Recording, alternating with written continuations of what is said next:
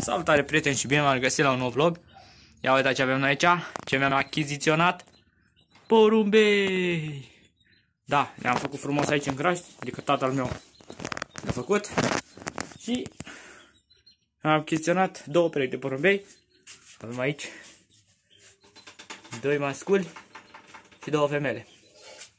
Asta e aici primul mascul și celălalt de acolo. Salut! Asta de acolo. Foarte frumos sunt. Da, am făcut aici frumos în grajd. Acolo sus au cuibarele. Abia acum vreo 2-3 ore i-am adus. Hai să vă arăt și afară ce la mine. Ninja, bă! Uitați. Și găinușile cum stau la dos pentru că ninge. A venit iarna, aparent. Nu se depune nimic jos pentru că na. Dar e frumos, măcar ninge. Și acum am venit și eu cu fratele meu să-i arăt porumbei. Și da. Și că lăsați un mare like, nu vă bateți. Nu bateți. Lăsați un mare like și scrieți în comentarii care vă place cel mai mult.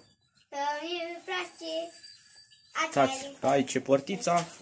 Schidem trănării, dar momentan sunt speriați și nu mă voi băga la ei pentru că poți să-i spări și nu. Ăla? Ăla e foarte frumos. Dăm mai aproape un zoom să vedeți și voi mai de aproape. Ia uitați aici. Așa că lăsați un mare like. Și hai să ne strângem 100 de abonați pe fraților. Pentru că ar merita. Am ținut cont de voi. Ne-a spus, bă, când îți iei porumbei. Am făcut și o mante unde să se suie. Și da, uite că mi-am luat porumbei. Așa că lăsați un mare like. Nu o să fie lung video asta pentru că nu vreau să mă lungesc foarte multe și foarte frig afară. Da, le-am făcut aici în grajd. O să încerc să postez cât mai des acum, dar o să văd cum pot.